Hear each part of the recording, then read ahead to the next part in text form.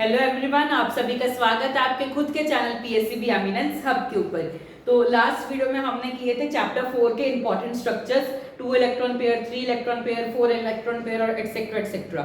I hope आप सभी ने अच्छे से अब तक उनकी प्रिपरेशन कर ली होगी। तो अब हम करेंगे चैप्टर 4 के कुछ थ्योरेटिकल टॉपिक्स और इंपॉर्टेंट टॉपिक्स जैसे कि Lewis dot structure and etcetera.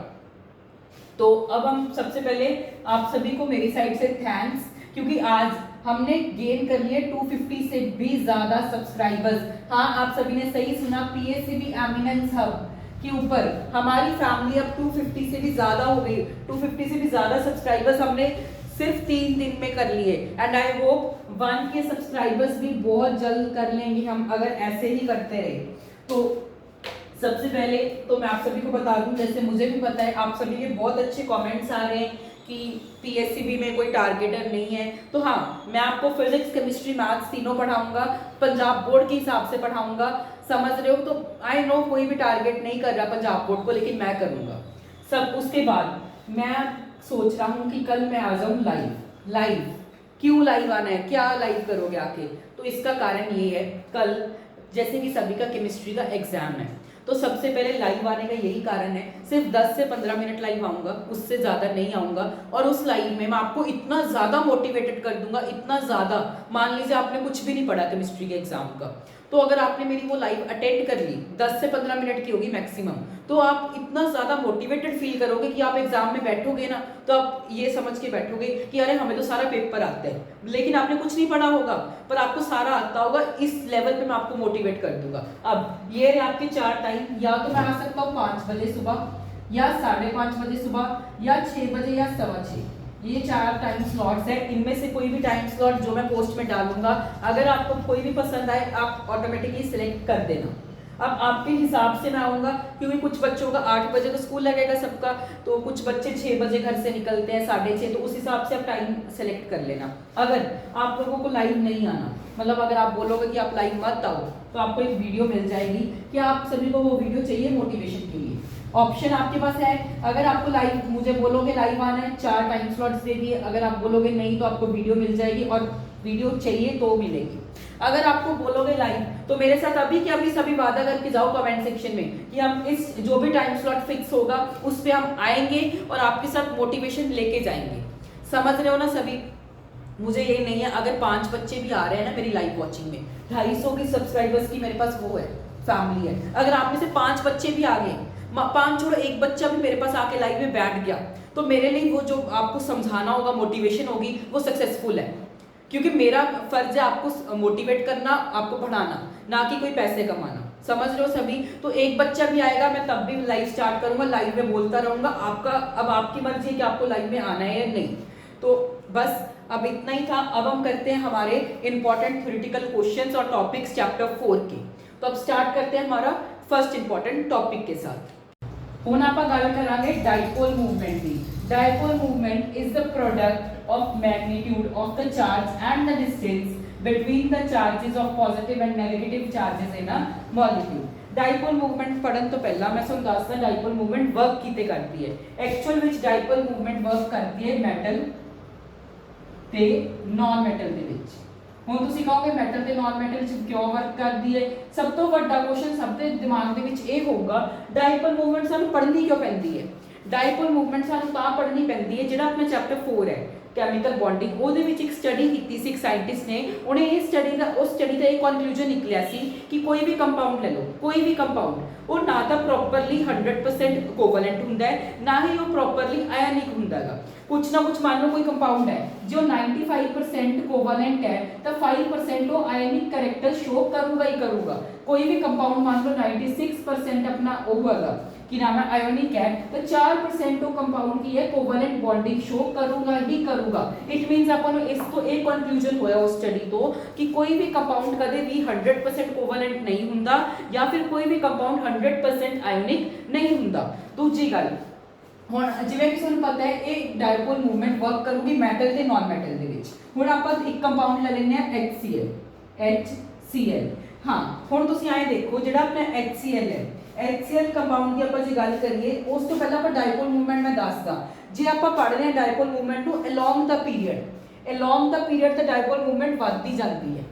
ਗੱਲ ਸਮਝ ਆ ਗਈ। ਅਲੋਂਗ ਦਾ ਪੀਰੀਅਡ ਡਾਇਪੋਲ ਮੂਵਮੈਂਟ ਕੀ ਵੱਧਦੀ ਹੈ, ਮਤਲਬ ਜਿਹੜਾ ਐਲੀਮੈਂਟ ਸਭ ਤੋਂ ਇਧਰਲੇ ਪਾਸੇ ਪਿਆ ਹੈ, ਤੇ ਜੇ ਮੈਂ ਗੱਲ ਕਰਾਂ ਸਭ ਤੋਂ ਇਧਰਲੇ ਵਾਲੇ ਪਾਸੇ ਦੀ, ਤਾਂ ਜਿਹੜਾ ਸਭ ਤੋਂ ਇਧਰਲੇ ਵਾਲਾ ਪਾਸਾ ਦਾ ਐਲੀਮੈਂਟ ਹੈ ਉਹਦੀ ਡਾਇਪੋਲ ਮੂਵਮੈਂਟ ਸਭ ਤੋਂ ਜ਼ਿਆਦਾ ਹੋਊਗੀ ਐਜ਼ ਕੰਪੈਰੇਟਿਵਲੀ ਇਸ ਦੇ। ਤੇ ਜੇ ਗੱਲ ਕਰੀਏ ਆਪਾਂ ਸਭ ਤੋਂ ਇੱਧਰ ਪਿਆ ਹੁੰਦਾਗਾ ਹਾਈਡਰੋਜਨ ਤੇ ਇਧਰਲੀ ਸਾਈਡ ਆਪਣਾ ਪਿਆ ਹੁੰਦਾਗਾ ਫਲੋਰੀਨ, ਤਾਂ ਇਟ ਮੀਨਸ ਫਲੋਰੀਨ ਜਿਹੜਾ ਹੈ ਉਹਦੀ ਹੁੰਦੀ ਹੈ ਸਭ ਤੋਂ ਜ਼ਿਆਦਾ ਡਾਇਪੋਲ ਮੂਵਮੈਂਟ, ਜਿਹਦੀ ਹੁੰਦੀ ਹੈ 4 ਦੇ ਕਰੀਬ। ਪਰ ਜੇ ਆਪਾਂ ਗੱਲ ਕਰੀਏ ਹਾਈਡਰੋਜਨ ਦੀ, ਤਾਂ ਹਾਈਡਰੋਜਨ ਦੀ ਡਾਇਪੋਲ ਮੂਵਮੈਂਟ 0.4 ਦੇ ਕੁਝ ਕਰੀਬ ਹੁੰਦੀ ਹੈ। ਹੁਣ ਜੇ ਗੱਲ ਕਰੀਏ ਆਪਾਂ ਡਾਊਨ ਦਾ ਪੀਰੀਅਡ, ਡਾਊਨ ਦਾ ਬਲੌਕ, ਜਦੋਂ ਆਪਾਂ ਡਾਊਨ ਦਾ ਕਾਲਮ ਆਉਂਦੇ ਆ ਯਾਨੀ ਕਿ ਨੀਚੇ ਨੂੰ ਆਉਂਦੇ ਆ, ਤਾਂ ਜਿਹੜੀ ਡਾਇਪੋਲ ਮੂਵਮੈਂਟ ਉਹ ਘਟਦੀ ਜਾਂਦੀ ਹੈ। ਕੀ ਮੈਨੂੰ ਕੋਈ ਦੱਸ ਸਕਦਾ ਹੈ ਇੱਕ ਹੋਰ ਚੀਜ਼ ਨੀਚੇ ਜਾਂਦੇ ਘਟਦੀ ਹੁੰਦੀ ਹੈ? ਆਪਾਂ ਕੱਲ ਹੀ ਡਿਸਕਸ ਕੀਤੀ ਸੀ ਚੈਪਟਰ 3 ਦੀ ਵੀਡੀਓ ਦੇ ਵਿੱਚ, ਉਹ ਹੁਣ ਤੁਸੀਂ ਮੈਨੂੰ ਕਮੈਂਟਸ ਵਿੱਚ ਦੱਸੋਗੇ ਕਿ ਇੱਕ ਹੋਰ ਚੀਜ਼ ਕੀ ਘਟਦੀ ਹੁੰਦੀ ਹੈ। ਉਸ ਦੇ ਉੱਤੇ ਆਪਾਂ ਇੱਕ ਐਕਸੈਪਸ਼ਨ ਵੀ ਕੀਤੀ ਸੀ, ਫਲੋਰੀਨ ਤੇ ਕਲੋਰੀਨ ਰਿਲੇਟਡ ਹੀ ਸੀ, ਮੈਂ ਬਹੁਤ ਵਧੀਆ ਐਕਸਪਲੇਨ ਕੀਤੀ ਸੀ। ਹੁਣ ਡਾਇਪੋਲ ਮੂਵਮੈਂਟ ਸਮਝ ਆਈ ਕਿ ਆਪਾਂ ਨੂੰ ਇੱਕ ਤਾਂ ਹੁੰਦੀ ਹੈ ਅਲੋਂਗ ਦਾ ਪੀਰੀਅਡ ਉਹ ਵੱਧ ਰਹੀ ਹੁੰਦੀ ਹੈ, ਐਂਡ ਜਿਹੜਾ ਡਾਊਨ ਦਾ ਕਾਲਮ ਹੋਊਗੀ ਘਟਦੀ ਹੁੰਦੀ ਹੈ। ਦੂਜੀ ਗੱਲ, ਹੁਣ ਜਿਹੜੀ ਇਹ ਹੈ ਡਾਇਪੋਲ ਮੂਵਮੈਂਟ ਹੈ, ਆਪਾਂ ਇੱਕ ਟਰਮ ਹੁੰਦੀ ਹੈ ਇਲੈਕਟ੍ਰੋਨੈਗੇਟਿਵਿਟੀ। ਇਲੈਕਟ੍ਰੋਨੈਗੇਟਿਵਿਟੀ ਕੀ ਹੁੰਦੀ ਹੈ? ਦ ਟੈਂਡੈਂਸੀ ਆਫ ਅਟਰੈਕਟਿੰਗ ਦ ਇਲੈਕਟ੍ਰੋਨ ਜਾਂ ਫਿਰ ਦ ਚਾਰਜ ਟੁਵਰਡਸ ਇਟਸੈਲਫ। ਮਤਲਬ ਪਾਵਰ, ਕਿਸੇ ਵੀ ਇਲੈਕਟ੍ਰੋਨ ਹੈ ਉਹਨੂੰ ਖਿੱਚਣ ਦੀ ਜਿਹੜੀ ਪਾਵਰ ਹੈ, ਜਿਹੜੀ ਮੈਂ ਖਿੱਚ ਲੈ ਰਿਹਾ ਉਸ ਨੂੰ, ਜਿਹੜੀ ਮੈਂ ਪਾਵਰ ਉਹਨੂੰ ਦੇ ਰਿਹਾ ਇੱਧਰ ਨੂੰ ਖਿੱਚਣ ਵਾਸਤੇ, ਉਸ ਚੀਜ਼ ਨੂੰ ਆਪਾਂ ਬੋਲਦੇ ਹਾਂ ਇਲੈਕਟ੍ਰੋਨੈਗੇਟਿਵਿਟੀ।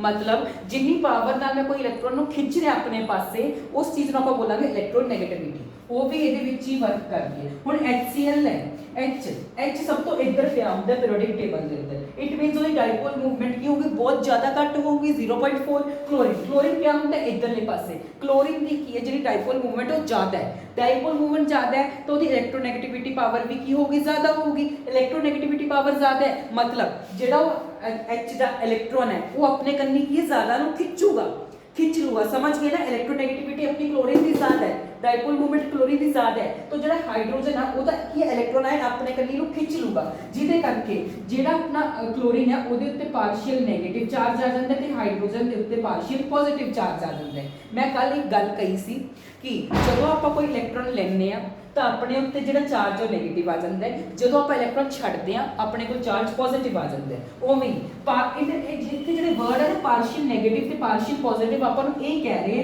ਕਿ ਕਲੋਰੀਨ ਨੇ ਆਏ ਨਹੀਂ ਕਿ ਸਾਰਾ ਦਾ ਸਾਰਾ ਇਲੈਕਟ੍ਰੋਨ ਲੈ ਲਿਆ ਆਪਣੇ ਕੰਨੀ, ਉਹਨੇ ਥੋੜਾ ਬਹੁਤ ਮਤਲਬ ਕਹਿ ਸਕਦੇ ਹੋ, ਮੰਨ ਲਓ ਜੇ 70% ਇਲੈਕਟ੍ਰੋਨ ਕਲੋਰੀਨ ਕੋਲ ਨੇ, 30% ਹਾਈਡਰੋਜਨ ਕੋਲ ਵੀ ਹੈਗਾ।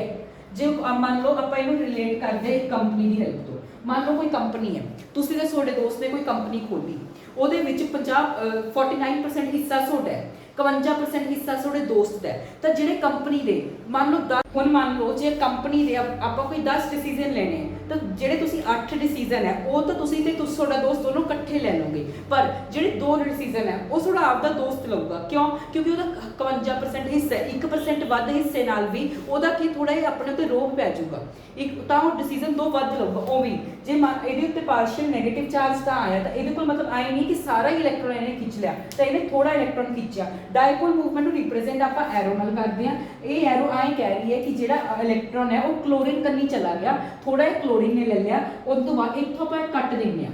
ਇੱਥੋਂ ਕੱਟਣ ਦਾ ਮਤਲਬ ਹੁੰਦਾ ਹੈ ਕਿ ਇੱਥੋਂ ਇਹ ਜਿਹੜਾ ਇਲੈਕਟ੍ਰੋਨ ਹੈ ਉਹ ਕਲੋਰੀਨ ਕੋਲ ਸ਼ੇਅਰ ਹੋ ਗਿਆ। ਸਮਝ ਆ ਗਈ ਸਭ ਨੂੰ? ਹੁਣ ਜੇ ਗੱਲ ਕਰੀਏ ਡਾਇਪੋਲ ਮੂਵਮੈਂਟ ਡਿਪੈਂਡ ਕਿਤੇ ਕਰੂਗੀ। ਡਾਇਪੋਲ ਮੂਵਮੈਂਟ ਵੈਸੇ ਇਹਦਾ ਫਾਰਮੂਲਾ ਹੁੰਦਾ ਹੈ Q into distance।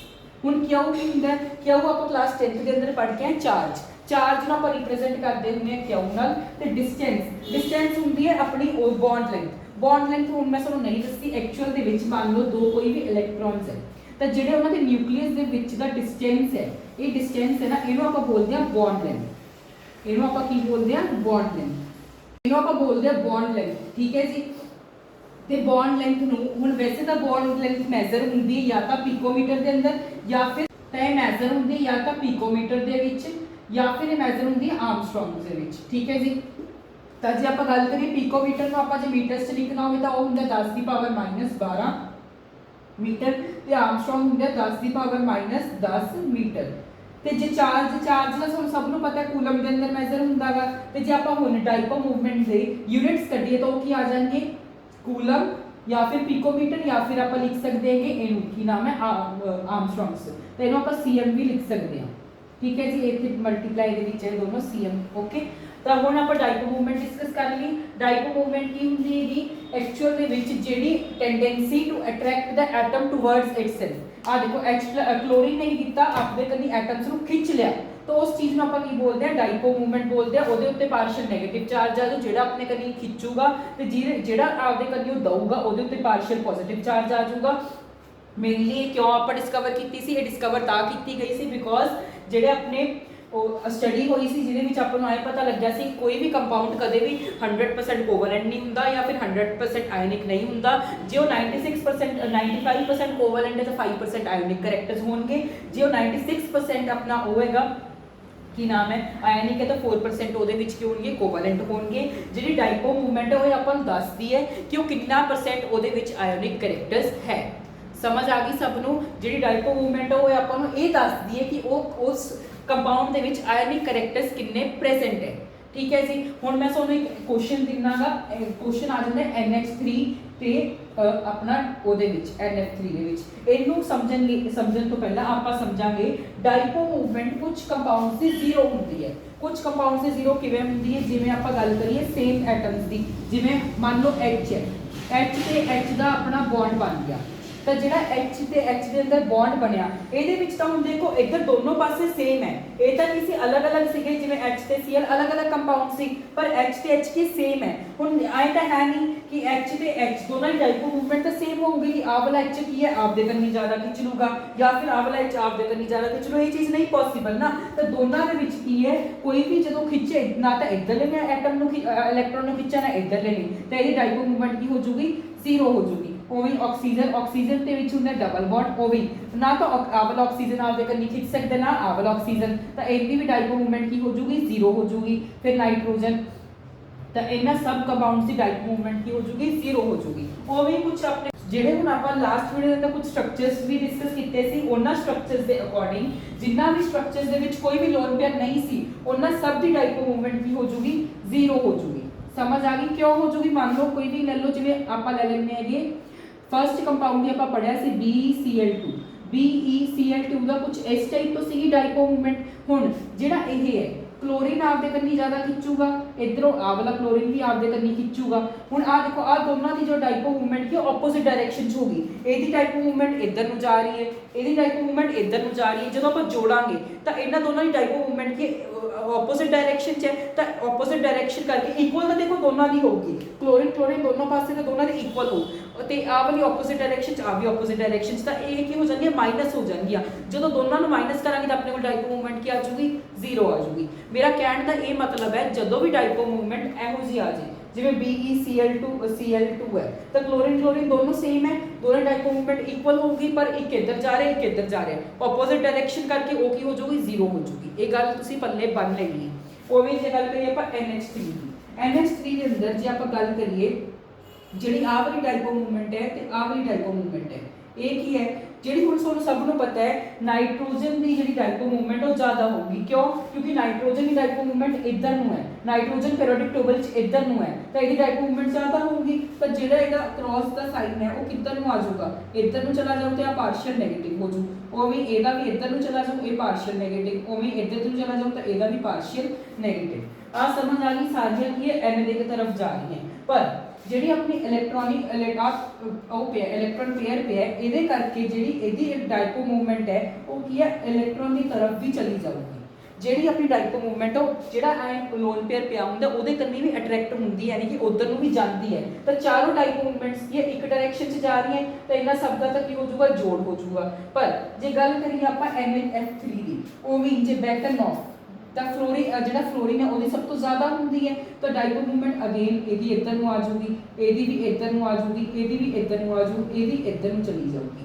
ਹੁਣ ਜੇ ਗੱਲ ਇਹਨਾਂ ਦਾ ਆਪਾਂ ਜੋੜ ਦੇਖੀਏ ਤਾਂ ਜਿਹੜੀ ਆਪਣੀ ਆਹ ਤਿੰਨੋਂ ਹੈ, ਇਹ ਤਿੰਨੋਂ ਤਾਂ ਇੱਕ ਡਾਇਰੈਕਸ਼ਨ 'ਚ ਹੀ ਆ ਗਈਆਂ, ਉਹ ਕੀ ਇੱਕ ਆਪੋਜ਼ਿਟ। ਤਾਂ ਜਦੋਂ ਆਪਾਂ ਇਹਨਾਂ ਚਾਰਾਂ ਦਾ ਜੋੜ ਕਰਾਂਗੇ ਤਾਂ ਇਹਨਾਂ ਤਿੰਨ ਦੀ ਤਾਂ ਸੇਮ ਆ ਰਹੀ ਹੈ, ਪਰ ਇੱਕ ਦੀ ਕੀ ਆ ਰਹੀ ਹੈ ਉਹ ਆ ਰਹੀ ਹੈ ਕੀ ਨਾਮ ਹੈ ਆਪੋਜ਼ਿਟ ਆ ਰਹੀ, ਜਿਹਦੇ ਕਰਕੇ ਇਹਦੀ ਡਾਈਪੋ ਮੂਵਮੈਂਟ ਕੀ ਹੋ ਜੂਗੀ, ਘਟ ਜੂਗੀ। ਇਹਦੀ ਗੱਲ ਕਰੀਏ ਤਾਂ ਚਾਰੋਂ ਇੱਕੋ ਡਾਇਰੈਕਸ਼ਨ 'ਚ ਹੈ, ਚਾਰੋਂ ਇੱਕੋ ਹੀ ਡਾਇਰੈਕਸ਼ਨ ਦੇ ਵਿੱਚ ਜਾ ਰਹੀਆਂ। ਇਟ ਮੀਨਸ ਇਹ ਸਾਰੀਆਂ ਕੀ ਹੋ ਜਾਣਗੀਆਂ, ਪਲੱਸ ਹੋ ਜਾਣਗੀਆਂ। ਤੇ ਡਾਈਪੋ ਮੂਵਮੈਂਟ ਕਿਹਦੀ ਜ਼ਿਆਦਾ ਆ ਜੂਗੀ, NH3 ਦੀ ਜ਼ਿਆਦਾ ਆ ਜੂਗੀ ਜੇ ਆਪਾਂ ਗੱਲ ਕਰੀਏ NF3 ਦੇ ਨਾਲੋਂ।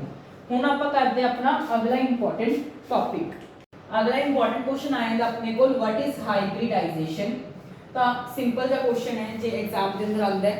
तो mixing of atoms orbitals like sp_d to form new orbitals called hybrid orbitals which are used in bonding.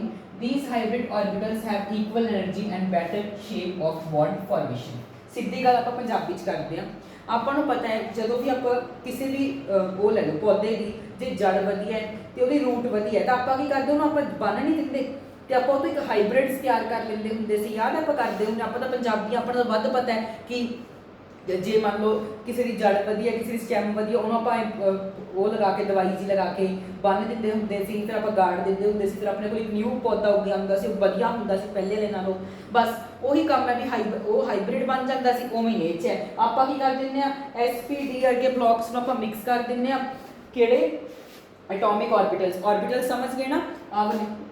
आए ऑर्बिटल्स ਨੂੰ ਆਪਾਂ ਮਿਕਸ ਕਰਤਾ s ਤੇ p ਤੇ d ਲੱਗਿਆ ਨੂੰ ਤੇ ਕਿਉਂ ਕਰ ਦਿੰਦੇ ਆਪਾਂ ਹੁਣ ਆਪਾਂ ਉਹਦੀ ਜੇ ਮੰਨ ਲਓ ਕਿਸੇ ਜੜ ਵਧੀਆ ਸੀ ਕਿਸੇ ਦੀ ਉਹ ਵਧੀਆ ਸੀ ਸਟੈਮ ਵਧੀਆ ਸੀ ਉਹਨਾਂ ਨੂੰ ਆਪਾਂ ਮਿਕਸ ਕਰਦੇ ਸੀ ਤਾਂ ਕਿ ਆਪਣਾ ਫਾਇਦਾ ਹੋਵੇ। ਉਵੇਂ ਇੱਥੇ ਵੀ ਆਪਾਂ ਮਿਕਸ ਕਰ ਦਿੰਦੇ ਆ ਨਵੇਂ ऑर्बिटल्स ਬਣਾ ਲੈਂਦੇ ਆ called hybrid orbitals। ਇਹਨਾਂ ਨੂੰ ਕੀ ਕਹਿੰਦੇ ਆ hybrid orbitals which are used in bonding। ਇਹ ਅੱਗੇ ਆਪਣੇ ਬੌਂਡਿੰਗ ਦੇ ਅੰਦਰ ਕੰਮ ਆਉਂਦੇ ਆ।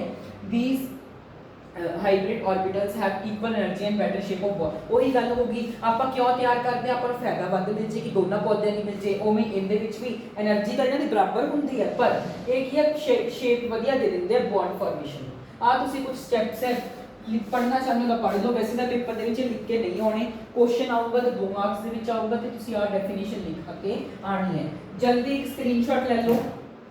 हाँ जी स्क्रीनशॉट ले लिया। हम आप करते हैं अपना अगला इंपॉर्टेंट क्वेश्चन। कई बार अपन पेपर च क्वेश्चन आ जाता है what is covalent bond, why is it formed. तो कोवलेंट बॉन्ड हुंदा कि covalent bond is formed when two atoms share one और more pair of electrons. Covalent bond की हुंदा है जदों कोई भी दो एटम्स शेयर कर लेंदे इलेक्ट्रॉन्स नूं। मान लो ਆਪਾਂ ਆਹ ਇੱਕ ਇਲੈਕਟ੍ਰੋਨ ਹੈ ਆ ਵੀ ਆਪਣਾ ਉਹ ਹੈ ਐਟਮ ਹੈ। ਇਹ ਦੋਨੋਂ ਐਟਮਸ ਹੈ ਇਹ ਕੀ ਕਰਨਗੇ ਸ਼ੇਅਰ ਕਰ ਲੈਣਗੇ ਇਲੈਕਟ੍ਰॉन्स ਨੂੰ ਜਦਕਿ ਨਾ ਤਾਂ ਇਹ ਇਹਨੂੰ ਇਲੈਕਟ੍ਰੋਨ ਦੇ ਰਿਹਾ ਹੈ ਨਾ ਇਹ ਇਹਨੂੰ ਇਲੈਕਟ੍ਰੋਨ ਦੇ ਰਿਹਾ ਬਲਕਿ ਇਹ ਕੀ ਕਰ ਲੈਣਗੇ ਸ਼ੇਅਰ ਕਰ ਲੈਣਗੇ ਦੇਣ ਦੇ ਨਾਲ। ਆਇਓਨਿਕ ਬੌਂਡ ਦੇ ਅੰਦਰ ਕੀ ਹੁੰਦਾ ਹੈ ਆਹ ਵਾਲਾ ਜਿਹੜਾ ਮੈਟਲ ਹੈ ਉਹ ਕੀ ਇਲੈਕਟ੍ਰੋਨ ਛੱਡ ਦਿੰਦਾ ਹੈ ਤੇ ਉਹ ਨਾਨ ਮੈਟਲ ਉਹਨੂੰ ਲੈ ਲੈਂਦਾ ਹੈ। ਪਰ ਜਿਹੜਾ ਕੋਵਲੈਂਟ ਬੌਂਡ ਹੈ ਉਹਦੇ ਅੰਦਰ ਕੀ ਹੈ ਇਲੈਕਟ੍ਰੋਨਸ ਦੀ ਸ਼ੇਅਰਿੰਗ ਹੁੰਦੀ ਹੈ। ਮੈਨੂੰ ਪਤਾ ਸਭ ਨੂੰ ਪਤਾ ਹੋਊਗਾ ਕੋਵਲੈਂਟ ਬੌਂਡ ਕੀ ਹੁੰਦਾ ਹੈ। ਜਦੋਂ ਦੋ ਵੀ ਕੋਈ ਵੀ ਐਟਮਸ ਇਲੈਕਟ੍ਰੋਨ ਦੀ ਸ਼ੇਅਰ ਕਰਨਗੇ ਉਹਨਾਂ ਨੂੰ ਆਪਾਂ ਬੋਲਦੇ ਹਾਂ ਕੋਵਲੈਂਟ ਬੌਂਡ। ਇਹ ਕਦੋਂ ਫਾਰਮਡ ਹੁੰਦਾ ਹੈ क्यों फॉर्म होता है। सेकंड क्वेश्चन आया है व्हाई इज इट फॉर्म। ये फॉर्म होता है टू अचीव ऑक्टेट। ऑक्टेट मतलब दोनों एटम्स की करना चाहते हैं अपना 8 का ऑक्टेट पूरा करना चाहते हैं। उस ऑक्टेट को पूरा करने वास्ते एक ही करेंगे कोवलेंट बॉन्ड बनाएंगे। हुन मैंने दसो ऑक्टेट पूरा ही क्यों करना है। मैं कल भी दसिया सी ताकि वो स्टेबल हो जाए। स्टेबल होने का मतलब वो नोबल गैस कन्फिगरेशन नाल स्टेबल हो जाए। कल मैं दसिया सी स्टेबल के उत्ते भी बहुत बढ़िया तरीके तो जिन्हें देखी है वीडियो वो समझ गया होगा उन्हें। ठीक है जी मेरी एग्जांपल लिखा है हाइड्रोजन हाइड्रोजन हाइड्रोजन ते हाइड्रोजन के अंदर होता है सिंगल बॉन्ड ऑक्सीजन ऑक्सीजन के अंदर होता है डबल बॉन्ड ते नाइट्रोजन ते नाइट्रोजन के अंदर होता है ट्रिपल बॉन्ड। कोवलेंट बॉन्ड तीन तरीके का होता है single bond double bond triple bond. H 2 electrons की शेयर होती है एच 6 4 दी एच 6 एच आप कह सकते एक pair of electron H 2 pair of electron H 3 pair of electrons की शेयरिंग होती है। कोवलेंट बॉन्ड से बस एहो जिहा क्वेश्चन बन सकता है कुछ। मैं ਤੁਹਾਨੂੰ ਇੱਕ ਹੋਰ ਗੱਲ ਕਹਿੰਦਾ ਕੈਮਿਸਟਰੀ ਕਦੇ ਵੀ ਆਪਾਂ ਪ੍ਰੈਡਿਕਟ ਨਹੀਂ ਕਰ ਸਕਦੇ ਹੁੰਦੇ ਇੰਪੋਰਟੈਂਟ ਕੁਐਸਚਨਸ ਨੂੰ।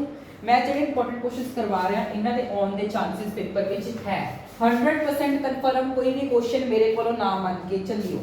ਹੁਣ ਆਪਾਂ ਕਰਦੇ ਆ ਆਪਣਾ ਅਗਲਾ ਇੱਕ ਕੋਈ ਇੰਪੋਰਟੈਂਟ ਟੌਪਿਕ ਜਿਹੜੀ ਉਹ ਖਿੱਚ ਪਾੜੂਗਾ ਨਾ ਬਸ ਉਹਨੂੰ ਆਪਾਂ ਨਾਮ ਦਿੱਤਾ ਹਾਈਡਰੋਜਨ बॉन्डिंग। कुछ नहीं है बेले बैठे किसी साइंटिस्ट ने नाम देता कि जो हाइड्रोजन तो आपका इलेक्ट्रॉन खिंच लिया जाता है दूसरे एलीमेंट जिमें कि NO या OF जो भी जिन्हें भी बॉन्ड बना रहे हैं जो वो खिंचिया जाता है इस खिंचन को आप बोलते हैं हाइड्रोजन बॉन्डिंग। कुछ नहीं है आई है बस। तो हुण जे आप गल करिए ये आ सकता है डिफरेंस इंटरमोलीक्यूल हाइड्रोजन बॉन्ड ते इंट्रामोलीक्यूल हाइड्रोजन बॉन्ड के डिफरेंस आ सकता है। इंटरमोलीक्यूलर हाइड्रोजन बॉन्ड की हुंदागा hydrogen bond form between two different molecules. मतलब जो हाइड्रोजन बॉन्ड दो अलग अलग ओदे विच बनूगा मॉलिक्यूल्स दे विच बनूगा जिवें कि H2O ਜਾਂ ਫਿਰ ਕੋਈ ਵੀ ਲੈ ਲਓ, ਜਿਵੇਂ ਆਪਾਂ ਗੱਲ ਕੀਤੀ ਸੀ HCl, ਤਾਂ ਅਲੱਗ-ਅਲੱਗ ਐਟਮਸ ਦੇ ਵਿੱਚ ਜਦੋਂ ਬਣੂਗਾ ਉਹਨੂੰ ਆਪਾਂ ਬੋਲਦੇ ਹਾਂ ਇੰਟਰਮੋਲੀਕਿਊਲਰ ਹਾਈਡਰੋਜਨ ਬੌਂਡ। ਇਹਦਾ ਰਿਜ਼ਲਟ ਕੀ ਆਉਂਦਾ ਹੈਗਾ? ਇਹਦਾ ਸਭ ਤੋਂ ਪਹਿਲਾ ਰਿਜ਼ਲਟ ਆਉਂਦਾ ਹੈ increase in boiling as melting point as solubility. Melting boiling point ਵੱਧ ਜਾਂਦਾ ਹੈ, ਠੀਕ ਹੈ ਜੀ। ਸੋਲਿਬਿਲਿਟੀ ਮਤਲਬ ਪਾਣੀ 'ਚ ਘੁਲਣ ਦੀ, ਕੋਈ ਵੀ ਚੀਜ਼ ਦੇ ਵਿੱਚ ਘੁਲਣ ਦੀ ਜਿਹੜੀ ਸ਼ਕਤੀ ਹੈ ਉਹ ਵੀ ਵੱਧ ਜਾਂਦੀ ਹੈਗੀ, ਠੀਕ ਹੈ ਜੀ। ਸੈਕੰਡ ਪੁਆਇੰਟ ਆ ਜਾਂਦਾ creates association of molecules like ice has open nature. ਜਿਵੇਂ ਬਰਫ਼ ਦਾ ਓਪਨ ਨੇਚਰ ਹੁੰਦਾ ਉਵੇਂ ਕੁਝ ਹੋਰ ਮੋਲੀਕਿਊਲਸ ਬਣ ਜਾਂਦੇ ਆ। ਤੇ ਜੇ ਗੱਲ ਕਰੀਏ ਆਪਾਂ ਇੰਟਰਾਮੋਲੀਕੂਲਰ ਹਾਈਡਰੋਜਨ ਬੌਂਡ, ਇਹ ਕਿਹੜਾ ਹੁੰਦਾਗਾ? ਜਿਹੜਾ ਵਿਦਿਨ ਦਾ ਸੇਮ ਮੋਲੀਕਿਊਲ ਬਣੂਗਾ, ਜਿਵੇਂ ਹਾਈਡਰੋਜਨ ਹਾਈਡਰੋਜਨ ਦੇ ਵਿੱਚ ਬਣੂਗਾ ਉਸ ਨੂੰ ਆਪਾਂ ਬੋਲਦੇ ਆ ਇੰਟਰਾਮੋਲੀਕੂਲਰ ਹਾਈਡਰੋਜਨ ਬੌਂਡ। ਜਿਵੇਂ ਆਪਣਾ ਸੈਲੀਸਿਕਲਿਕ ਐਸਿਡ, ਇਹ ਕੀ ਹੁੰਦਾਗਾ? ਇਹ ਜਦੋਂ ਬੌਂਡ ਬਣਾਉਂਦਾ ਹੈ ਆਕਸੀਜਨ ਯਾਨੀ ਕਿ COOH ਨਾਲ ਜਦੋਂ ਸੈਲੀਸਿਲਿਕ ਐਸਿਡ ਬੌਂਡ ਬਣਾਊਗਾ ਉਹਦੇ ਵਿੱਚ ਕੀ ਹੈ? ਉਹਨਾਂ ਦੋਨਾਂ ਵਿੱਚ HH ਆ ਰਹੀ ਹੈ ਤਾਂ ਇਹ ਕਿਹੜਾ ਬਣ ਜਾਊਗਾ? ਇੰਟਰਾਮੋਲੀਕੂਲਰ ਬੌਂਡ ਬਣ ਜਾਊਗਾ। ਇਹ ਦੀ ਐਗਜ਼ਾਮਪਲ ਹੈ। ਰਿਜ਼ਲਟ ਕੀ ਆ ਜਾਊਗਾ? ਮੋਲੀਕਿਊਲ ਬਿਕਮਸ ਮੋਰ ਸਟੇਬਲ। ਜਿਹੜਾ ਮੋਲੀਕਿਊਲ ਹੈ, ਮੰਨ ਲਓ ਆ ਸੀਗਾ ਆਪਣਾ OH, ਤੇ ਜਦੋਂ ਸੈਲੀਸਿਲਿਕ ਐਸਿਡ ਨਾਲ ਬੌਂਡ ਬਣਾਊਗਾ, ਇਹ ਦੋਨੋਂ ਜਦੋਂ ਬੌਂਡ ਬਣਾਉਣਗੇ, ਜਿਹੜਾ ਆਪਣੇ ਕੋਲ ਫਾਈਨਲ ਮੋਲੀਕਿਊਲ ਬਣ ਕੇ ਆਊਗਾ ਉਹ ਕੀ ਹੋਊਗਾ? ਹੋਰ ਜਗ੍ਹਾ ਵੀ ਸਟੇਬਲ ਹੋਊਗਾ। ਡਿਕਰੀਜ਼ ਸੋਲਿਬਿਲਿਟੀ ਵਾਟਰ, ਜਿਹੜੀ ਉਹਦੀ ਘੁਲਣ ਦੀ ਸ਼ਕਤੀ ਹੈ ਪਾਣੀ ਦੇ ਅੰਦਰ ਉਹ ਕੀ ਹੋ ਜੂਗੀ? ਘਟ ਜੂਗੀ। ਆਈ ਹੋਪ ਸੋਨੂੰ ਆ ਵੀ ਸਮਝ ਆ ਗਿਆ ਹੋਊਗਾ। ਤਾਂ ਹਾਈਡਰੋਜਨ ਬੌਂਡਿੰਗ ਆਈ ਹੈ, ਤੁਸੀਂ ਇੱਕ ਵਾਰ ਇਹਦਾ ਸਕਰੀਨਸ਼ਾਟ ਲਓ। सब ने स्क्रीनशॉट ले लिया। पेपर च आउंदा आप आई लिख के आवांगे। मैंने तो लगता है 3 या 5 नंबर च ही बनूगा जे ਇਹਦਾ क्वेश्चन ਬਣਿਆ। ठीक है जी, ਹੁਣ ਆਪਾਂ ਕਰਦੇ ਹਾਂ ਆਪਣਾ ਅਗਲਾ ਇੰਪੋਰਟੈਂਟ क्वेश्चन। ਹੁਣ ਆਪਾਂ ल्यूइस डॉट स्ट्रक्चर ਨੂੰ ਕਰਦੇ ਹਾਂ ਸਟਾਰਟ। ठीक है जी, ल्यूइस डॉट स्ट्रक्चर ਕਰਾਉਂਗਾ, ਫਿਰ MOP ਕਰਵਾ ਕੇ ਖਤਮ ਕਰ ਦੂੰਗਾ ਵੀਡੀਓ ਨੂੰ। ਹੁਣ ਆਪਾਂ ਗੱਲ ਕਰਾਂਗੇ ल्यूइस डॉट स्ट्रक्चर ਦੀ। ਤਾਂ ਇਹ ਕੀ ਹੁੰਦਾਗਾ? It is a simple way to represent valence electrons of atoms using dots surrounding surrounding a chemical symbol. For example, hydrogen 1 electron, so we draw H this, oxygen has 6 dots, so we put 6 dots around oxygen। मतलब एक simple तरीका ਹੁੰਦਾਗਾ wellness electron ਨੂੰ show ਕਰਨ ਦਾ। Wellness electron ਸਮਝ ਗਏ ਨਾ? ਜਿੰਨੇ ਵੀ ਬਾਹਰਲੇ ਸ਼ੈਲ ਦੇ ਵਿੱਚ ਇਲੈਕਟ੍ਰੋਨ ਹੋਣਗੇ ਉਹਨਾਂ ਨੂੰ ਲਿਖਣ ਦਾ ਇੱਕ ਤਰੀਕਾ ਹੁੰਦਾ। ਉਹ ਕਿਹਨੇ ਦਿੱਤਾ ਸੀ ਆਪਾਂ ਨੂੰ? ਲੂਇਸ ਨਾਮ ਦੇ ਸਾਇੰਟਿਸਟ ਨੇ। ਤਾਂ ਇਹਨੂੰ ਆਪਾਂ ਬੋਲਦੇ ਹਾਂ ਲੂਇਸ ਡਾਟ ਸਟਰਕਚਰ। ਮੰਨ ਲਓ ਆਪਣੇ ਕੋਲ ਆਕਸੀਜਨ ਹੈ, ਤਾਂ ਆਕਸੀਜਨ ਨੂੰ ਆਪਾਂ ਕਿਵੇਂ ਲਿਖਦੇ ਆ? ਆਇਨ 6 ਉਹਦੇ ਬਾਹਰਲੇ ਸ਼ੈਲ ਤੇ 6 ਇਲੈਕਟ੍ਰੋਨਸ ਹੁੰਦੇ, ਤਾਂ ਉਹਨੂੰ ਇਸ ਤਰੀਕੇ ਤੋਂ ਲਿਖਦੇ ਆ। ਤਾਂ ਇਹਨੂੰ ਆਪਾਂ ਬੋਲਦੇ ਹਾਂ ਲੂਇਸ ਡਾਟ ਸਟਰਕਚਰ। ਇਹਦੇ ਉੱਤੇ ਕੁਝ 5 ਸਟਰਕਚਰਸ ਤੁਹਾਨੂੰ ਮੈਂ ਬਣਵਾਉਣਾ। ਜਿਵੇਂ H2 ਹੈ, H ਦੇ ਵਿੱਚ ਬਾਹਰਲੇ ਸ਼ੈਲ 'ਚ ਇੱਕ ਇਲੈਕਟ੍ਰੋਨ, ਆਹ ਵਾਲੇ ਇਲੈਕਟ੍ਰੋਨ ਦੇ ਵੀ ਬਾਹਰਲੇ ਸ਼ੈਲ 'ਚ ਇੱਕ ਇਲੈਕਟ੍ਰੋਨ। ਆਹ ਵਾਲਾ H ਪਹਿਲਾਂ ਇਹਦੇ ਨਾਲ ਆਏ ਕਰ ਲੂਗਾ, ਫਿਰ ਆਹ ਵਾਲਾ H ਇਹਦੇ ਨਾਲ ਬਣਾ ਲੂਗਾ, ਤੇ HH ਦੇ ਵਿੱਚ ਕੀ ਬਣ ਗਿਆ? Single bond. ਐਵੇਂ O2 ਹੈ, O ਦੇ ਬਾਹਰਲੇ ਸ਼ੈਲ 'ਚ 6 ਇਲੈਕਟ੍ਰੋਨ, ਪਹਿਲਾਂ ਆਹ ਵਾਲੀ ਆਕਸੀਜਨ ਪੂਰੀ ਕਰ ਲਓ, ਫਿਰ ਆਹ ਵਾਲੀ ਆਕਸੀਜਨ ਪੂਰੀ ਕਰ ਲਓ, ਤਾਂ O ਦੇ ਵਿੱਚ ਕੀ ਬਣ ਗਿਆ? Double bond. ਐਵੇਂ ਨਾਈਟ੍ਰੋਜਨ ਦੇ ਬਾਹਰਲੇ ਸ਼ੈਲ 'ਚ 6 ਇਲੈਕਟ੍ਰੋਨ,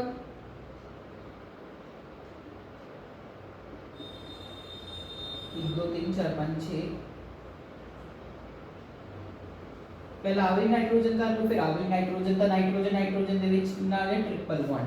ਆ ਦੋਨੋਂ ਤੁਹਾਡੇ ਹੋਮਵਰਕ ਹੈ, ਈਜ਼ੀ ਹੈ, ਸੇਮ ਉਹੀ ਨੇ ਜਿਹੜੇ ਮੈਂ ਉਸ ਆਪਣੀ ਸਟਰਕਚਰ ਵਾਲੀ ਵੀਡੀਓ ਦੇ ਵਿੱਚ ਵੀ ਬਣਾਏ ਸੀ। ਹੁਣ ਇਸ ਤੋਂ ਬਾਅਦ ਆਪਾਂ ਕਰਦੇ ਹਾਂ ਸਿੱਧਾ 5 ਨੰਬਰ ਦਾ ਮੋਸਟ ਇੰਪੋਰਟੈਂਟ ਕੁਐਸਚਨ ਇਸ ਵੀਡੀਓ ਦਾ, ਜਿਹਨੂੰ ਤੁਸੀਂ ਸਮਝ ਕੇ ਜਾਣਾ ਤੇ ਕਰਕੇ ਜ਼ਰੂਰ ਆਉਣਾ ਆਪਾਂ ਪੇਪਰ 'ਚ। ਮੇਰੇ ਖਿਆਲ ਤੇ ਬਹੁਤ ਚਾਂਸਸ ਹੈ ਕਿ ਆਊਗਾ ਇਹ ਕੁਐਸਚਨ। ਹੁਣ ਆਪਾਂ ਕਰਦੇ ਹਾਂ ਆਪਣਾ ਅਗਲਾ ਇੰਪੋਰਟੈਂਟ ਕੁਐਸਚਨ। ਹੁਣ ਆਪਣੇ ਕੋਲ ਇੱਕ ਬਹੁਤ ਮੋਸਟ ਇੰਪੋਰਟੈਂਟ ਟੌਪਿਕ ਆ ਜਾਂਦਾ ਹੈ MOT।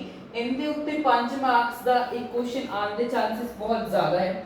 ਤਾਂ ਈਜ਼ੀ ਵੀ ਹੈ, ਮੈਂ ਤੁਹਾਨੂੰ ਦੱਸਦਾ ਕਿਵੇਂ।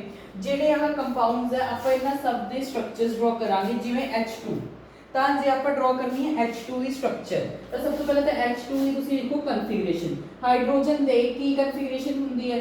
1s1। ਦੋ ਹਾਈਡਰੋਜਨਾਂ ਦੀ ਆਪਾਂ ਉਹ ਬਣਾਵਾਂਗੇ, ਸਟਰਕਚਰ ਡਰਾ ਕਰਾਂਗੇ। ਸਟਰਕਚਰ ਡਰਾ ਕਰਨ ਵਾਸਤੇ ਪਹਿਲਾਂ ਤਾਂ ਦੋ ਸਰਕਲ ਆਏ ਬਣਾ ਦਿਓ। ਹੁਣ ਇੱਥੇ ਲਿਖ ਦਿਓ 1s1, ਇੱਥੇ ਵੀ ਲਿਖ ਦਿਓ 1s1। ठीक है जी। हाइड्रोजन को कितने इलेक्ट्रॉन होंगे ने? 1 इलेक्ट्रॉन। मैं ਤੁਹਾਨੂੰ ਦੱਸਦਾ ਕਦੇ ਵੀ ਇੱਕ ਸਰਕਲ ਦੇ ਅੰਦਰ ਦੋ ਤੋਂ ਵੱਧ ਇਲੈਕਟ੍ਰੋਨ ਆਪਾਂ ਨਹੀਂ ਭਰ ਸਕਦੇ। ਤਾਂ ਇਹਦੇ ਕੋਲ ਵੀ 1 ਇਲੈਕਟ੍ਰੋਨ, ਇਹਦੇ ਕੋਲ ਵੀ 1 ਇਲੈਕਟ੍ਰੋਨ। ਇਹਨੂੰ ਆਇਆ ਕਰੋ ਉੱਪਰ ਜੋੜ ਦਿਓ ਇੱਕ ਹੋਰ ਸਰਕਲ ਨਾਲ, ਇਹਨੂੰ ਇਹਦੇ ਨਾਲ ਜੋੜ ਦਿਓ, ਇਹਨੂੰ ਇਹਦੇ ਨਾਲ ਜੋੜ ਦਿਓ ਇੱਕ ਹੋਰ ਸਰਕਲ ਨਾਲ, ਇਹਨੂੰ ਇਹਦੇ ਨਾਲ ਜੋੜ ਦਿਓ। ਠੀਕ ਹੈ ਜੀ, ਆ ਸਮਝ ਆ ਗਿਆ। ਹੁਣ ਜਿਹੜਾ ਆਹ 1 ਇਲੈਕਟ੍ਰੋਨ ਹੈ, ਸਭ ਤੋਂ ਪਹਿਲਾਂ ਆਪਾਂ ਇਹ ਨਿਚਲੇ ਨੂੰ ਭਰਾਂਗੇ। ਨਿਚਲੇ ਨੂੰ ਭਰਨ ਵਾਸਤੇ ਇਹਦੇ ਕੋਲੋਂ 1 ਇਲੈਕਟ੍ਰੋਨ ਲੈ ਲਿਆ ਆਪਾਂ, ਉਹ ਆ ਗਿਆ ਇੱਥੇ। ठीक है जी। ਹੁਣ ਆਹ ਵਾਲਾ ਇਲੈਕਟ੍ਰੋਨ ਵੀ ਆਪਾਂ ਇੱਥੇ ਲੈ ਆਈਏ, ਆ ਬਣ ਗਿਆ ਇੱਥੇ। ਹੁਣ ਦੇਖੋ ਕੋਈ ਹੋਰ ਆਪਣੇ ਕੋਲ ਬਚ ਗਿਆ। ਇਹਦੇ ਚੋਂ ਵੀ ਆ ਇਲੈਕਟ੍ਰੋਨ ਇੱਥੇ ਭਰਿਆ ਗਿਆ, ਇਹਦੇ ਚੋਂ ਵੀ ਇੱਥੇ ਬਣਿਆ ਗਿਆ। ਆ ਹੁਣ ਆਪਣੇ ਕੋਲ ਆ ਤਾਂ ਖਾਲੀ ਰਹਿ ਗਿਆ, ਇਹਨੂੰ ਆਪਾਂ ਇਗਨੋਰ ਕਰੋ। ਹੁਣ ਆਪਾਂ ਜੇ ਇਹਨੂੰ ਨਾਮ ਦੇਣਾ ਹੋਵੇ, ਇਹਨੂੰ ਆਪਾਂ ਬੋਲਾਂਗੇ ਸਿਗਮਾ 1s। ਸਿਗਮਾ 1s ਕਿਉਂ ਬੋਲਿਆ ਗਿਆ? ਬਿਕੋਜ਼ ਇਹ ਸਿੰਗਲ ਬੌਂਡ ਵਾਲੀ ਦੀ ਸਟਰਕਚਰ ਹੈ। ਜਦੋਂ ਆਪਣੇ ਕੋਲ ਪਾਈ ਬੌਂਡ ਵਾਲੇ ਆ ਜਾਣਗੇ ਉਹ ਉੱਪਰ ਬਣਦੇ ਹੁੰਦੇ ਆ, ਨੀਚੇ ਸਿਗਮਾ ਬੌਂਡ ਹੀ ਬਣਦੇ ਹੁੰਦੇ ਆ, ਠੀਕ ਹੈ ਜੀ। ਇਹਨੂੰ ਆਪਾਂ ਦਿੱਤਾ ਨਾਮ ਸਿਗਮਾ ਉੱਪਰ ਵਾਲਾ, ਇਹਨੂੰ ਆਪਾਂ ਸਿਗਮਾ ਹੀ ਬੋਲਾਂਗੇ, ਨਾਲ ਬਸ ਇੱਕ ਲਾ ਦੇਣਾ ਸਟਾਰ 1s। ਜਿਹੜਾ ਆਪਣਾ ਨੀਚੇ ਵਾਲਾ ਉਹਨੂੰ ਆਪਾਂ ਬੋਲਦੇ ਸਿਗਮਾ 1s, ਉੱਪਰ ਵਾਲੇ ਨੂੰ ਬੋਲਦੇ ਸਿਗਮਾ ਸਟਾਰ 1s। ਆਪਣੇ ਕੋਲ ਹਾਈਡਰੋਜਨ ਦੀ ਜੇ ਕਨਫੀਗਰੇਸ਼ਨ ਦੀ ਗੱਲ ਕਰੀਏ ਤਾਂ ਉਹ ਹੁੰਦੀ ਹੈ 1s1। 1s1 ਦਾ ਮਤਲਬ ਬਾਹਰਲੇ ਸ਼ੈਲ 'ਚ ਇੱਕ ਇੱਕ ਇਲੈਕਟ੍ਰੋਨ ਹੁੰਦਾਗਾ। ਆ ਪਹਿਲਾਂ ਮੈਂ ਭਰਿਆ, ਇਧਰੋਂ ਇੱਕ ਚੱਕ ਲਿਆ, ਇਧਰੋਂ ਇੱਕ ਚੱਕ ਲਿਆ, ਦੋਨੋਂ ਬਾਰ ਤੇ ਉਸ ਤੋਂ ਬਾਅਦ ਉੱਪਰਲਾ ਇੱਕ ਵਾਰ ਖਾਲੀ ਰੱਖ ਲਿਆ, ਕਿਉਂਕਿ ਆਪਣੇ ਕੋਲ ਇਲੈਕਟ੍ਰੋਨ ਹੀ ਨਹੀਂ ਭਰਨ ਨੂੰ। ਇਹਨੂੰ ਆਪਾਂ ਨਾਮ ਦੇਣਾ ਸਿਗਮਾ 1s, ਉੱਪਰਲੇ ਨੂੰ ਨਾਮ ਦੇਣਾ ਸਿਗਮਾ ਸਟਾਰ 1s। ਹੁਣ ਇਹ ਆ ਗਈ ਤੁਹਾਡੇ ਕੋਲ ਸਟਰਕਚਰ, ਇਹ ਹਲੇ ਇਨਕੰਪਲੀਟ ਹੈ। ਹੁਣ ਆਪਾਂ ਇਹ ਕੈਲਕੂਲੇਟ ਕਰਦੇ ਹੁੰਦੇ ਆ ਬੌਂਡ ਆਰਡਰ। ਬੌਂਡ ਆਰਡਰ ਕਿਵੇਂ ਕੈਲਕੂਲੇਟ ਕਰਦੇ? ਨੰਬਰ ਆਫ ਇਲੈਕਟ੍ਰॉन्स ਇੱਥੇ ਮਾਈਨਸ ਨੰਬਰ ਆਫ ਇਲੈਕਟ੍ਰॉन्स ਇੱਧਰ। ਸਮਝ ਗਏ ਜੀ? ਨੰਬਰ ਆਫ ਇਲੈਕਟ੍ਰॉन्स ਇੱਥੇ ਮਾਈਨਸ ਨੰਬਰ ਆਫ ਇਲੈਕਟ੍ਰॉन्स ਇੱਥੇ। ਸਮਝ ਗਏ? ਬਸ ਤੁਸੀਂ ਸਿੱਧਾ ਕੀ ਕਰਨਾ ਹੈ, ਜਿੰਨੇ ਇਲੈਕਟ੍ਰੋਨ ਇੱਥੇ ਮੰਨ ਲਓ ਇੱਥੇ 2 ਨੇ, ਉੱਪਰ ਕਿੰਨੇ ਹੈ 0, डिवाइड कर देना 2 नाल। ये फार्मूला है, जिन्ने इलेक्ट्रॉन इत्थे होणगे उपरले चो ओने घटा के डिवाइड करना 2 नाल। हुण जे आपां इहदी बॉन्ड पेयर की गल करिए तो 2/2, 2 नाल 2 कटोगे तो 1। ते जे आपां गल करिए हाइड्रोजन तो हमेशा सिंगल बॉन्ड ही बनांदा है। जदों हाइड्रोजन दे विच अपने कोल सिंगल बॉन्ड बनदा है तो इहदा बॉन्ड पेयर कितना आ जाऊगा 1 आ जाऊगा। समझ आ गई सब नूं? आही आपां स्ट्रक्चर बनाने हैं हीलियम दी ते बेरियम दी B2 दी, ठीक है जी। बने रहो हम तुसी वीडियो उत्ते अगे 4-5 स्ट्रक्चर्स होर ड्रॉ करवा के ते फिर आप वीडियो एंड कर देंगे। 5 नंबर च आउंदे इस क्वेश्चन दे तो बहुत हाई चांसेस है, इतने ही ये तो मसा ही मैं 3 नंबर च आऊँ। अगे जेडे मैं बहुत स्ट्रक्चर्स ना काफ़ी लंबियां जा रही हैं उन्हां विच। हुण आपां ड्रॉ करदे हीलियम दी। हीलियम दी कन्फिगरेशन की हुंदी है 1s2, यानी कि हुण अगेन 2 सर्कल ड्रॉ कर दो। सब तो पहला तो करते इत्थे लिख दो 1s2, इत्थे लिख दो 1s2। 1s2 का मतलब ये देखो 2 इलेक्ट्रॉन है, ठीक है जी। इनू एक बड़े सर्कल नाल जोड़ दो, आई इनू भी एक सर्कल नाल जोड़ दो, ठीक है। आ 2 इलेक्ट्रॉन पहले इत्थे भर दो, ठीक है जी। इनदे इधर भर दो, इहदा भी इत्थे भर दो। हुण ये की होगा सिग्मा 1s2, ये की होगा सिग्मा स्टार 1s2। सब नु समझ आया ना क्यों है सिग्मा 1s2 स्टार 1s2? मैं तुहानू हुणे ही दस्सिया, ठीक है जी। हुण जे आपां गल करिए, आपां इहदा बॉन्ड ऑर्डर कैलकुलेट करिए तो ओ की आ जाऊगा 2 - 2 डिवाइड 2 इक्वल्स टू 0/2, यानी कि 0। एंड ये गल ट्रू भी है, हीलियम कदे भी सिंगल ऑर्डर या मतलब हीलियम 2 एग्जिस्ट ही नहीं करता, ठीक है जी। हीलियम 2 एग्जिस्ट नहीं करता, जिस कारण ਇਹਦਾ ਕੀ ਹੈ बॉन्ड ऑर्डर 0 आ गया। ਹੁਣ ਆਪਾਂ ਡਰਾ अब B2 ਦਾ ਤੁਹਾਡੇ ਲਈ ਹੋਮਵਰਕ ਹੈ। C2 ਦੀ ਮੈਂ ਡਰਾ ਕਰਵਾਣਾ। C2 ਤੋਂ ਪਹਿਲਾਂ ਆਪਾਂ O2 ਦੀ ਵੀ ਡਰਾ ਕਰਦੇ ਹਾਂ। ਪਹਿਲਾਂ ਮੈਂ O2 ਦੀ ਕਰਵਾ ਦਿੰਦਾ, ਫਿਰ ਆਪਾਂ C2 ਦੀ ਕਰ ਲਾਂਗੇ, ਫਿਰ N2 ਦੀ ਕਰ ਲਾਂਗੇ, ठीक है जी। हाँ, जे मान लो ਇਹ ਚ ਆ ਗਿਆ H2+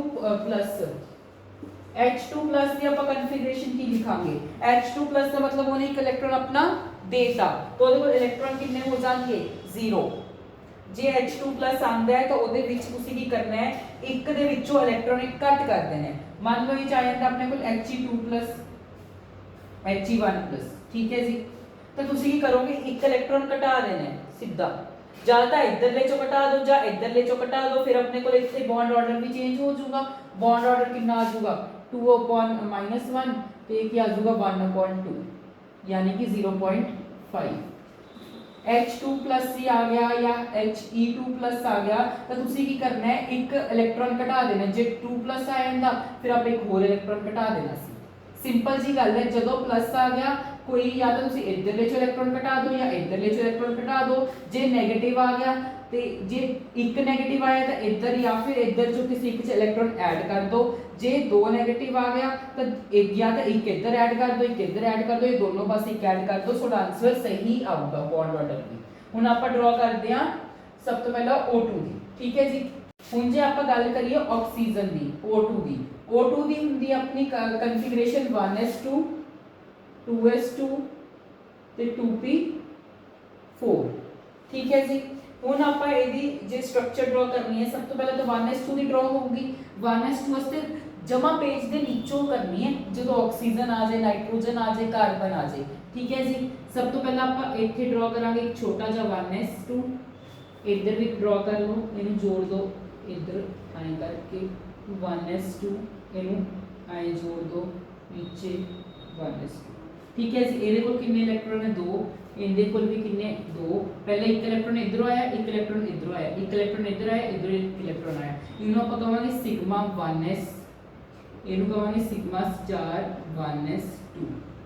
ਇਹ ਤਾਂ ਹੋ ਗਈ 1s ਦੀ। ਹੁਣ ਆਪਾਂ ਡਰਾ ਕਰਾਂਗੇ 2s ਦੀ ਸੇਮ, ਕਿਉਂਕਿ s ਆਰਬਿਟਲ ਹੈ ਤੇ s ਆਰਬਿਟਲ ਦਾ ਆਪਾਂ ਨੂੰ ਪਤਾ ਹੈ ਇੱਕ ਤਰੀਕੇ ਦਾ ਹੀ ਹੁੰਦਾ ਹੈ। ਇਹਦੇ ਕੋਲ ਕਿੰਨੇ ਇਲੈਕਟ੍ਰੋਨ ਹੈ 1 2 1 2, ਇਹ ਹੈਗਾ 2s1 2s2, ਇਹ ਵੀ ਆਪਣਾ 2s2, ਇਹਦੇ ਵੀ ਇਧਰੋਂ ਇੱਕ ਇਲੈਕਟ੍ਰੋਨ ਆ ਗਿਆ, ਇਧਰੋਂ ਇੱਕ ਆ ਗਿਆ, ਇੱਕ ਇਧਰੋਂ ਆ ਗਿਆ, ਇੱਕ ਇਧਰੋਂ ਆ ਗਿਆ। ਇਹਨੂੰ ਆਪਾਂ ਨਾਮ ਦਵਾਂਗੇ ਸਿਗਮਾ 2s2, ਇਹਨੂੰ ਆਪਾਂ ਨਾਮ ਦਵਾਂਗੇ ਸਿਗਮਾ ਸਟਾਰ 2s। ਹੁਣ ਗੱਲ ਕਰੀਏ 2p4 p। ਕੋਈ ਮੈਨੂੰ ਦੱਸੋ p ਕਿੰਨੇ ਤਰ੍ਹਾਂ ਦਾ ਹੁੰਦਾ ਹੈ? s ਤਾਂ ਹੁੰਦਾ ਇੱਕ ਤਰ੍ਹਾਂ ਦਾ, p ਆਪਣਾ 3 ਤਰ੍ਹਾਂ ਦਾ, d 5 ਤਰ੍ਹਾਂ ਦਾ, f ਆਪਣਾ 7 ਤਰ੍ਹਾਂ ਦਾ। ਹੁਣ ਇਹਦੀ ਡਾਇਗਰਾਮ ਕਿਵੇਂ ਡਰਾ ਕਰਾਂਗੇ? ਹੁਣ ਇਹਦੀ ਡਾਇਗਰਾਮ ਡਰਾ ਕਰਨ ਵਾਸਤੇ ਪਹਿਲਾਂ ਤੁਸੀਂ 3 ਆਰਬਿਟਲਸ ਬਣਾਓਗੇ। ਸੇਮ ਇੱਧਰ ਵੀ 3 ਆਰਬਿਟਲਸ ਬਣਾਓਗੇ। ਇਹਨੂੰ ਨਾਮ ਦੇ ਦਿਓ 2p4, ਇਹਨੂੰ ਆਪਾਂ ਕਹਾਂਗੇ 2p4। सब तो पहला सिंगल सिंगल इलेक्ट्रॉन फिल करना है, फिर डबल इलेक्ट्रॉन फिल करना है। सिंगल सिंगल इलेक्ट्रॉन फिल करता, फिर आप डबल करता, फिर इनू जोड़ दो ਇਹਦੇ ਨਾਲ, ਇਹਨੂੰ ਜੋੜ ਦੋ ਇਹਦੇ ਨਾਲ। 1 ਮਿੰਟ।